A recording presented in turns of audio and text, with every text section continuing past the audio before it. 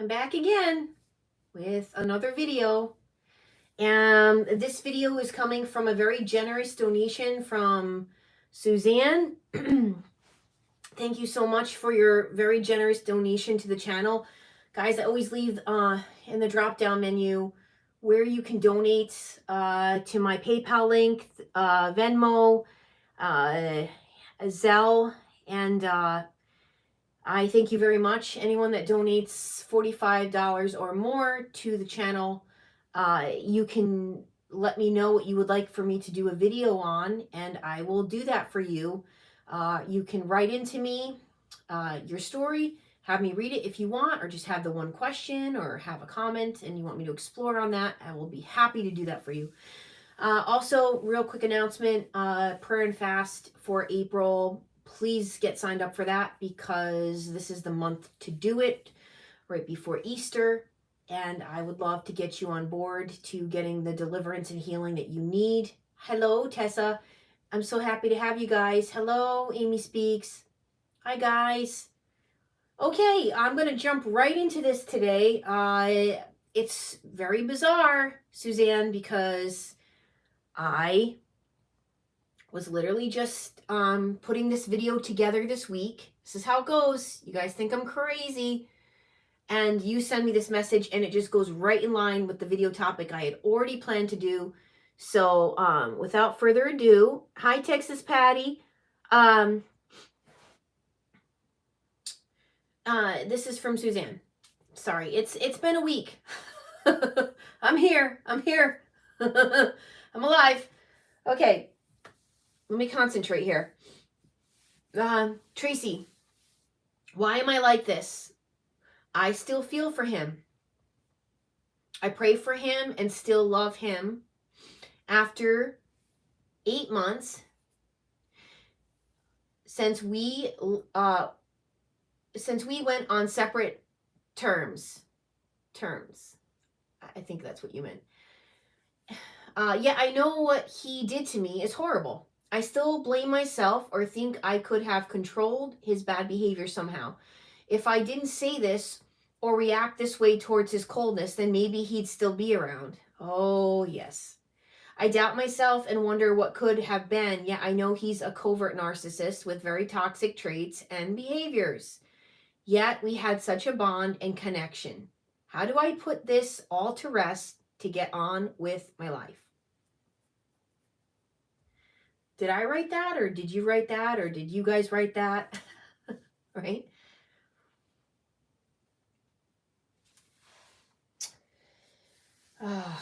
It's quite interesting. I don't know about you guys, but have you ever gotten together with friends that you haven't seen in a while, and you start to tell a story about, you start to tell the whole detail and the story of what happened, and you get their take on it, and it's somebody that you actually trust to hear, what happened, and you ever get their reactions. And now I'm talking about, somebody that really cares for you, genuinely loves you, has proven that to you in the years, and when their take on it kind of gives you a good indication of the truth.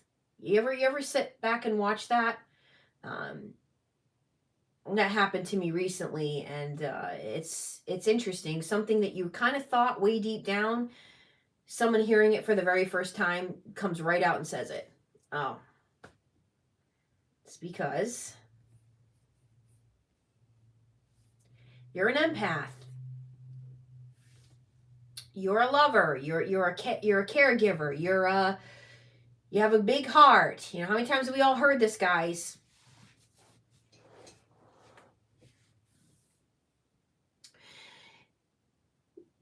What I would like to get into in this video, because you did touch upon the fact of why am I like this? Why do I doubt myself? Why do I think if I hadn't done this or done this and everything else?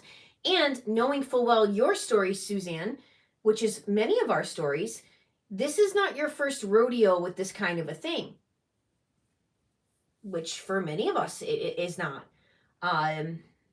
People get back out there, try to meet other people, try to form connections, And they find themselves in scenarios where people are very cold, very judgmental, very off-putting. Uh, they have motives. They don't care. They're ghosters. All this kind of stuff that I've talked about on my channel. Well, the first thing that I want to address, that I think that we all need to kind of back up a few steps and start to think about, okay, is the traits of an empath that has already previously been abused. Okay? Now, it could be from childhood, it could be from that one narcissistic relationship, that could be from a boss you had for years, it could be a new, numerous situations, a best friend you had since childhood or for years.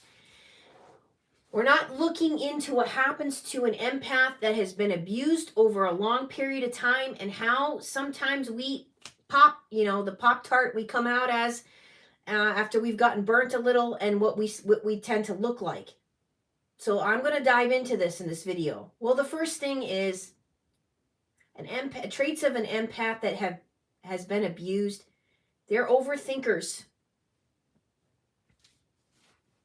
You could sit around all day, every day, replaying things, overthinking things, being accused of being too sensitive, because in those moments we're overthinking. We're wondering, did I do something wrong? Should I have not said it like that? Oh, because you're always putting yourself in somebody else's shoes. So you tend to overthink. Also, the abuse has done this to us, you guys. The abuse has tended to make us an overthinker, because we don't want anybody else to feel the way we felt, or we wouldn't want to put anybody in that place. And so we'll sit there and play out a scenario in our heads all day, every day. We're overthinking things, yes. And then we're getting blamed by people that don't understand what has happened to us in the years of abuse. The second thing I have on here, blaming themselves for everything. We will be the first people to be like, oh, did I do something? Oh, I'm really sorry. I'm sorry. And you're sitting there and you're apologizing. And what are you actually apologizing for? For being real? For keeping it real? For saying it like it is? What do you actually, you got to stop yourself and ask yourself, what are you actually apologizing for? Because this is what we do. We sit there and we blame ourselves for everything. We got so used to this, you guys, blaming them, blaming ourselves for their bad behavior, taking responsibility for their bad behavior, sitting around thinking if we had done something different, maybe if we had lost weight, gained weight, whatever the problem was, maybe they wouldn't have behaved this way. This is from years of going through narcissistic abuse. This is what happens. And third thing I have down here, we say I'm sorry a lot. We say, I'm sorry. I'm so sorry. Oh, I'm sorry. I'm sorry. I still catch myself doing this all the time. Oh, I'm sorry. What am I sorry about? Why am I saying that? Because I got used to saying that. And many of you did too. Okay? And after I go through the traits, I'm going to go through things that we have to do to switch this all around for ourselves. But we do it. We say, I'm sorry all the time. Catch yourself doing it. Oh, I'm sorry. I'm in the grocery line saying I'm sorry. I don't even know what I'm saying I'm sorry about. I'm catching myself doing this. Fourth thing I have on here, feeling guilty over nothing. Guys, how many of you go around with this guilt and you don't even know what the heck there's nothing to be guilty for. There's nothing to be guilty about. You feel guilt all the time. Over what? Ask yourself, why do I feel guilty? Well, I know why. And if you think about it, you're going to figure out why too, because the narcissist has done this umpteen times to us to get us to this point that this is a natural thing that we're doing and we're feeling. The next thing I have on here, randomly exhausted. Empaths that have been abused, we cannot explain it. We'll be going for days, weeks, months on end. All of a sudden, we get these bouts of extreme exhaustion to the point where many of you, this is the truth, you're going to end up in the doctors getting all this panel of blood work and everything else done to find out there's nothing wrong. It makes no sense. It comes out of left field. You're exhausted. It's this exhaustion you can't even, and you would think like, well, why is this still happening? I mean, it was happening during the abuse. Why is it happening sometimes years even later? I'm getting these. Yes, guys, this is a trait. These are traits I'm noticing with people I work with. Okay, you are used to doing fight or flight for so many years of your life that exhaustion tends to come back around again. Why? Because empaths are always absorbing everything around them, everybody's energy around them, everybody's feelings around them, absorbing the way the world is. It all affects you very deeply, very spiritually, and this is why you have to take care of yourself, and I'm going to get into that. But empaths, yes, we get exhausted. It's exhausting. It comes out of nowhere and we can't explain it. Another trait of an empath who's been abused is getting scared. They're walking around scared all the time. Scared. They can't even tell you what they're scared of. But they've come up with these scenarios in their head of things that have not even happened yet, and they are thinking that they're going to happen. I know you guys know. Next trait, needs reassurance. Okay? For anybody, you can send this video, you guys, by the way, to somebody that might be new in your life that needs to hear this, because they're going to need to understand what's going on with you. And if they truly love you and they truly care about you, they're going to listen to this list and they're going to listen of what's going on so they can understand from another point of view. So please remember that. Share this video with people that need to hear this. Empaths that have been abused are going to need reassurance. We are going to need to know it's okay. Oh, you're having a day where you're exhausted? Okay. Well, what do you need? You just need to rest? Okay, I'll leave you alone. Oh, what's the matter? You need to know that you forgetting to pick up the fish and chips order the other night is not a big deal. I'm going to tell you it's not a big deal. Sometimes we need to just hear, okay, we messed up, but you're not thinking about it and you're not mad at us. This is what goes on, guys. It's the truth. Next thing I have here, traits of an empath who've been abused, needs to build trust slowly and take things slow. We are going to need a friend first for many of us. For many of us.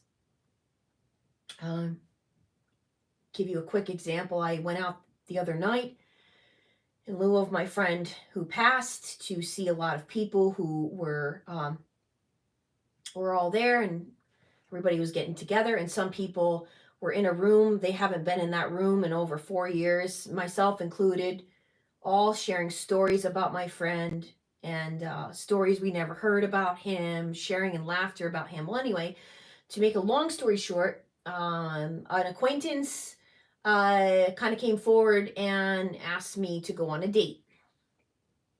And I said to myself, oof, a date, huh?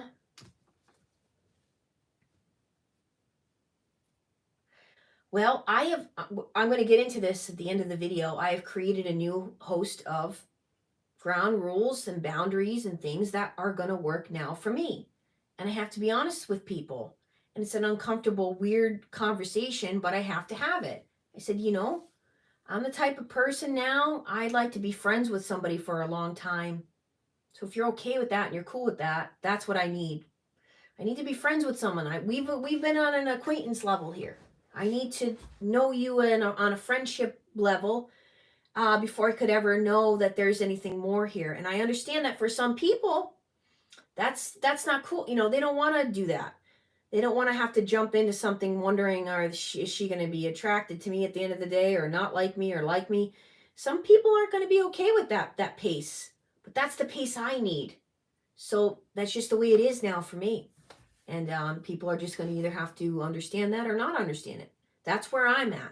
I don't have to apologize for that. I can understand that some people aren't going to be into that. and can't do that, and aren't interested in that. They're interested in getting out there and dating, then get out there and date. Okay. But that's not what I do. So I make no apologies to something like this now that I need. So that's just an example. The next thing I have here, so that goes with that. A lot of us are going to need to build trust very slowly and take things slow. We're going to need a friend first. Okay, we're going to need to know that this person is a friend before we're going to go anywhere else with this. The next thing we have on here is possibly very codependent. Okay, I see this oftentimes. It was happening with me until I addressed it. Codependency. If you guys don't know what codependency is, I could do video upon video about this. But basically, you got so used to dealing with someone's toxic energy, toxic traits, toxic behaviors that you became accustomed to that. And it's almost as though you got used to it. So you were tolerating a lot more levels of people's bad treatment behavior. And codependency can go so far as to not be comfortable being yourself and being alone and feeling like you need people all the time around you. You need somebody all the time. And that's what that kind of looks like. There are so many definitions of codependency out there, but that's basically the way I know it as. And this can happen after you have been abused for so long. You don't have that confidence any longer to say, oh, hey, I don't need to have anybody around me right now. And as a matter of fact, the best thing for me is to be alone. But a lot of codependence, that's very, very scary to you, having been abused for a long period of time. The next thing I have down here is doubts themselves and has trouble trusting their decisions. Oh boy. Yes. Yes, yes, yes.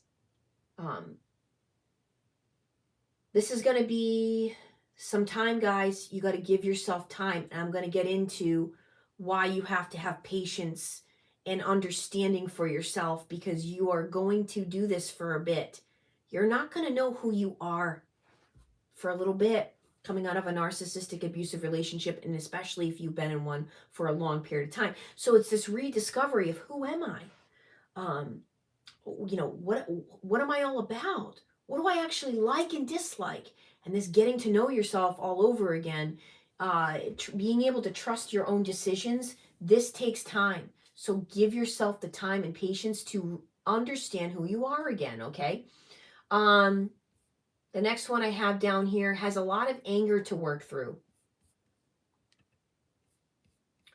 A lot of us have internal anger that we have pushed and forced down on ourselves. And we don't want to have the anger, but it's there. And it comes out. It will randomly come out. Somebody will tick you off and you are angry. All right. So this is another trait. You have to look at all this anger that you have stuffed down, that you've had to stuff down for years, and figure out, how do I channel that in a good way? I say martial arts. Okay. Look into martial arts. Look into some form of using your body to get that out. Next one, possibly becoming an addict. This is very common, you guys. It's very common. A lot of empaths become addicts. That's the truth. Why? I think you guys know why. You're taking in so much energy all around you, people's emotions, people's feelings. You care so much, you care so much, you care so much. And who's the person you're putting behind in all that? Yourself. What are you doing with yourself? Self-sabotaging yourself. How are you self-sabotaging yourself? Trying to numb out, trying to not think, because you're sick of thinking too much. You're sick of worrying about everybody around you. You get to this place, and next thing you know, you're an addict. It happens all too often. Some of the best people I know that are no longer here in this world were 100% empaths that got so deep down in the rabbit hole with it They became an addict, and they are now no longer here. It's not an excuse for it. It's just that we need to look at this kind of thing, okay? Next thing I have, gained a lot of weight or lost a lot of weight. You're gonna find this a lot. Empaths are so absorbed in other people's issues and things going on that they're not taking care of themselves because they're so worried about taking care of everybody else. Empaths that have been abused, you will still find them. This is amazing. This is the beauty of these people. They will sit there no matter the amount of abuse, the years of abuse, the type of abuse, and they will cry on a dime for somebody else. They will sit there and they cry, and they cry for people that are hurting. They cry for the state of the world. They cry if they see commercials about animals being abused. They cry. Why? Because they are so careful. They do not want to hurt others, and they feel this. They feel this on such a level that is indescribable. The next trait of a empath who's been abused is they are going to get rid of toxic people in their life. There's no doubt. It's coming, guys. It's coming. You watch an empath come out from the fires and the pits of hell and come out from the ashes, they are done. They are no longer going to deal with toxic people in their life. They will not tolerate any more abuse. This can take a lot of time in their healing journey and process, but you're going to watch. You watch this happen. They're not going to do it. They can't. They can't possibly. Okay, as they get stronger, watch out, because they don't have room anymore for this kind of nonsense in their life. Next thing you're going to see is that they have no problem telling it like it is. An empath that has gotten out of narcissistic abuse and is healing and is creating boundaries for themselves, is getting stronger, has no problem saying it like it is. The next one I have here, yes, they're going to build stronger boundaries. They're going to sit down and recognize, oh, wow, looking at my old 22-year-old self, I really didn't have any boundaries. I thought I did. I thought I was strong. I thought I was all these things. But in all actuality, I was carrying empath with no boundaries. And what is that a recipe for? Disaster. So, empath coming out of the embers is sitting there reevaluating what their boundaries are and sticking to them. That's the part. Really sticking to them this time. Next is working harder to rebuild an identity. When you come out of narcissistic abuse, you really aren't sure of yourself at first, guys. You're not sure of who you even are.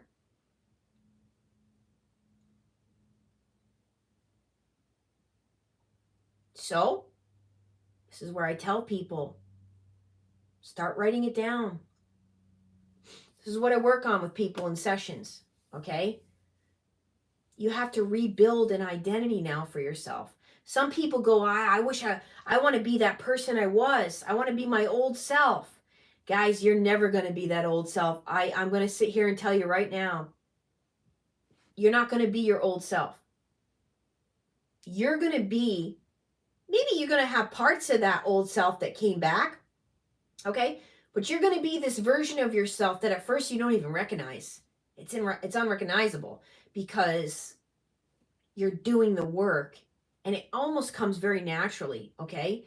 But you are going to rebuild an identity for yourself, okay? And you're going to find that, so, you're tapping into different things of yourself that you never did before. You're rediscovering, who am I? What do I like, dislike? What am I into, not into? Your priorities have changed after narcissistic abuse. I'm going to get into that too in a minute. The next thing I have down here, out of the blue, sadness. Empaths will have it comes out of the blue. All of a sudden you just have this feeling of sadness and you don't even know where it's coming from. I believe it's again the whole thing of taking in so much all the time, taking in other people's energies, worrying about other people in your life, the state of the world right now, yeah, it comes on like this in waves. So don't think there's something wrong with you, or that you have like manic depression or something weird. I mean, you might, but I'm saying that I've seen this. I've seen this time and time again. You get this this sadness that comes out of the blue. You're not alone and you're not weird. The next thing I have, needs to binge watch videos on abuse or read books. Please do this. Do this as long and as many years and as much as you want. Continue to learn about what it is that happened to you. Continue to feel validated by reading the books, watching the videos, binge watching videos. Watch the videos 100 times if you have to. Save the videos that have helped you. Go back to those videos. Yes, that's what people that have been abused need to do. That reassurance that you're not crazy, you're not a weirdo, that this really happened, and there are other people out there talking about this, and I need to watch this, and I need to reassure myself that this is what really happened to me, so that I can move on with my life eventually.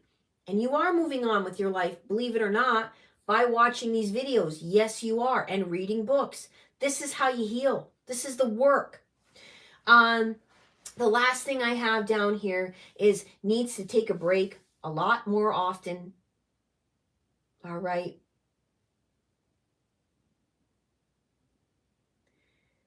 When you've been abused, you get very overwhelmed very quickly.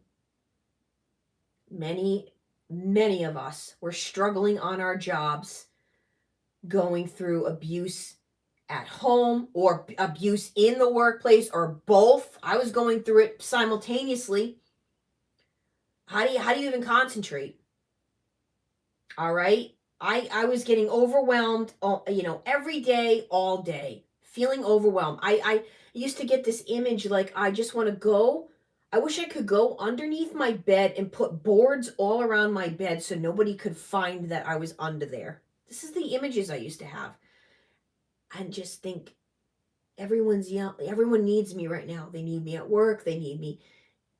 And I could hear all of them going, Tracy, where's Tracy? Have you seen Tracy? What's wrong with Tracy? What's happening to Tracy? Blah, blah, blah. I could hear all their voices. And I would just envision myself in like a little box. I actually wrote a song about this, called From Underground. That was what I was envisioning. Like, just leave me alone. I can't deal with all this right now. A lot of people go through this, having been through abuse. You get overwhelmed really quickly, and you're gonna need to take breaks. You're gonna need to take breaks more often, because you need to recoup. You need to reevaluate. You need to be able to take breathers. That's okay. Don't be alarmed by that. All right. Well, now that I've gone through all the traits that I can see that happens to a lot of empaths, and please leave in the comments other things that you've noticed of traits of an empath who have been abused. Please go ahead and leave what you have seen in the comments. Now I really want to talk to you guys about what some of the things that you can do as you're on your healing journey, and you are recognizing that this all happened to you. All right. And some of the things you're going to need to do now in order to move forward. All right, the very first thing is you have to create new ground rules and boundaries that work for you. Just as I gave you guys that example earlier, of dating. Have some new ground rules and boundaries for people in your life. It's not just dating. I'm talking about you're going to recreate boundaries for people in your family. You're going to recreate boundaries for your friends. You're going to recreate boundaries that new people in your life are going to walk into. These are yours, and you stick to them, and you don't go over the line in the sand for anyone, because this is the new thing that's about to happen now. You are about to put yourself as a priority. You're going to put yourself first. This is going to be really weird. It's not going to feel natural at first. You're going to actually reject it, but you got to. You have to listen to me. You're about to put yourself first now, where you've never done this before. Why? Because you're an empath, and you are putting everybody else in your life above you. And it's going to stop now. It's going to stop. And this is where you're going to see the real growth happen, the real change, and the real discovery of who you really are, of yourself. And this is how it all starts. You got to sit down literally with a pad and paper and start writing down your do's and don'ts, your lines in the sand, what you expect, how you expect to be treated by others. All of that goes in there. The next thing you're going to have to do is you are going to have patience and understanding with yourself first and foremost before you could ever expect somebody else to have patience and understanding with you. Enough with this, I'm sorry. What are you sorry about? Why are you apologizing? For having these new boundaries for yourself? For having this reassurance for yourself? You're starting to reassure yourself of who you are by recreating boundaries. You don't apologize to anybody for that. If they don't like them, let them be on their way and find somebody else to smell. Okay? It's not smell you later, it's smell you never. You don't want to eat. Fine. Bye. That's how it's going to be. You got to have patience and understanding with yourself. After I've gone through this entire list with you guys of these traits, stop blaming yourself for all that. Stop blaming yourself. Start having a better understanding of why this is all happening to you, so you can first and foremost have this new love for yourself, to understand what has just happened to you for years. For years. Some people are not going to understand this, you guys. This is not for them. Okay? They might watch this video and go, well, that just sounds like a bunch of horse crap. I don't even know what they're talking about. Fine. That person is not probably a person you're going to want in your life anyways, because they can't even they can't even give themselves 20 minutes to get educated on something that's gone on for you. Wait till it happens to them, and I'll guarantee you, if they're talking like that, they're probably the abuser we're talking about. Anyway, you got to have patience and understanding with yourself before you're going to ever expect anybody else to. Okay, stop thinking that you're a there's something wrong with you. All right, there's something wrong with these people to have even done this stuff, and that's what the society needs to start talking about. It's not, well, what did you do what did you say? What did you do why did you stay with them so long? That's not the question. The question is, why are these people abusing? That's the question we need to start asking. Why are these people abusing us to begin with?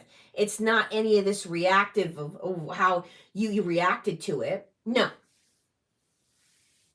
The next thing I have here is you got to learn to love yourself again and be okay with this new you and the new rules you have set for yourself. If you're not going to be okay with this, nobody else in your life is going to be okay with it. You got to have the utmost confidence and reassurance that this is going to be the new you. This is the new life you're working towards, and that's it. You're either on board or you're off the ship. All right? Get on another ship, okay? Because that ship's probably sinking. You can go on that one. Okay? My ship isn't sinking. My ship's going forward. Next thing I have on here is you have to be okay saying the word no. You want to come over to my house? No.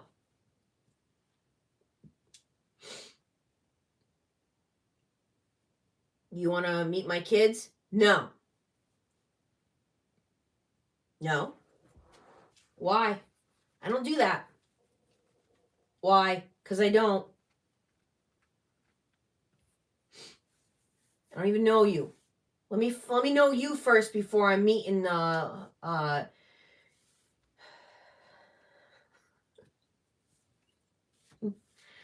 mean, this is the kind of stuff that people do. People want to go on speed 90.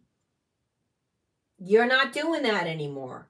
Okay? You learn from that. You don't do these things. You meet people in public places and you go home. They don't like that, too bad. I'm sure Betsy Boo there that works at the bar, she'll go home with you.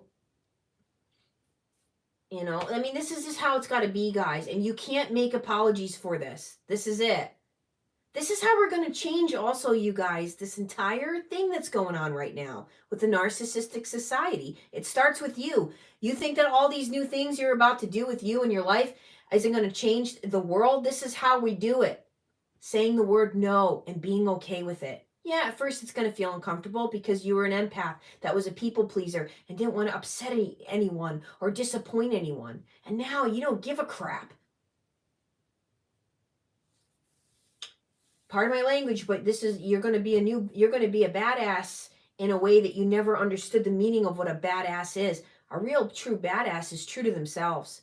See, you guys haven't really dug within to find out the true badass within you that each of you have, to know that this is really who you authentically are. But you see, you let all these other people dictate to you how you should be, what you should wear, how you should act, how you should talk, when you should accept invites and when you shouldn't. Excuse me? No. No. The answer is no. And I'm talking for my male subscribers and my female subscribers. You guys know right now, full on throttle, that there is a serious divide between men and women going on right now on this universe. It's very bad. I've talked about it before on this channel. Okay? But the way that we are really going to stop with these putting all the males in this corner and all the females in this corner is to recognize what it means to be truly respectful to yourself first and foremost, loving to yourself first and foremost. Then you can actually go about and do that with other people out there. If you don't even have any respect and love and boundaries set for yourself, what do you think this is? It's going to be a free-for-all, which is what we're seeing. Okay? Then I'm going to reiterate, I have on here, don't apologize. Stop apologizing unless there is something that you truly have done that is wrong. Stop with the apology. What are you apologizing for? Don't do that anymore. Fight hard, guys. This is a fight. This is a fight now.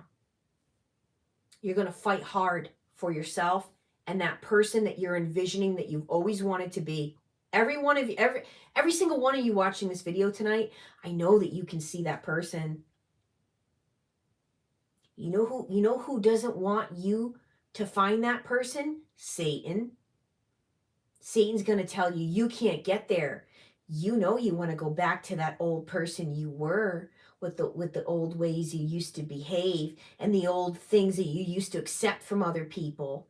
And you know that you used to be the life of the party.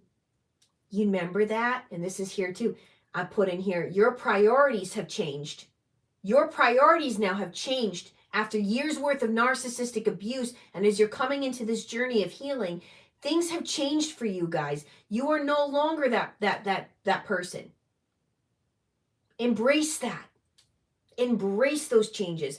You know, I remember over the summer, I had gone to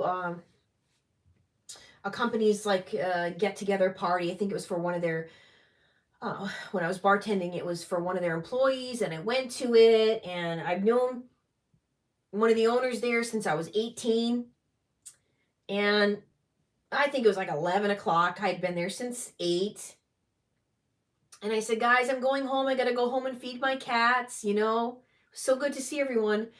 And the owner looked at me and goes, Trace? I said, yeah. He goes, you're not going to stay? I said, no, I got to go home and feed my cats. I got a 45-minute ride home from the city. He goes, the old Trace would have been here till 3 o'clock in the morning. And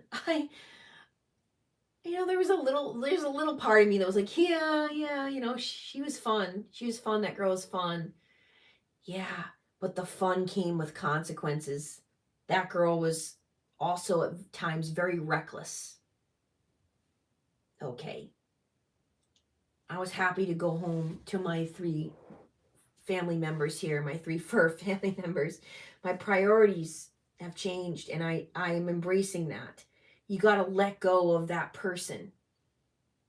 And it's hard because so many of us identified with the old version of us, and that became our identity. Oh, we got to live up to that. I'm that, life of the party.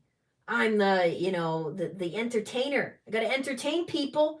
Oh, the old Tracy, if I had heard that, oh, he wants me to stay.